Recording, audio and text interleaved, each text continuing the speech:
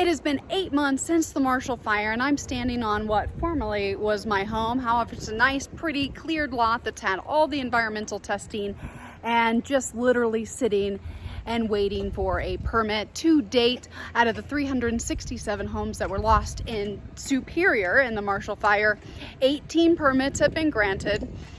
I'm still waiting. We've had it cleared since about May, so it's been a minute. There's not a lot of change. I would say they're trying, and more people are in progress, but not a lot of progress has been made, other than most of the lots have been cleared, or anyone that opted into FEMA. So unless they're sitting and not doing anything, I believe all of the lots have been cleared, which is great news. However, everyone's still struggling with insurance, the claims. We are going to be running out of ALE. A lot of people's policies end in 12 months, which is going to be a whole nother situation, because as you can see, usually these homes take about 10 to 12 months from the time you break ground.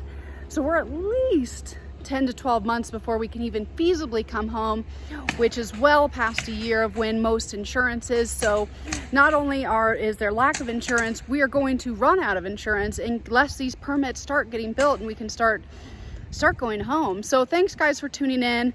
My door is always open, and even if you weren't part of the Marshall Fire, I get lots of calls on people wanting to help how I figured out my insurance, and a lot of it is really boring colorado.gov items, or Boulder, Colorado.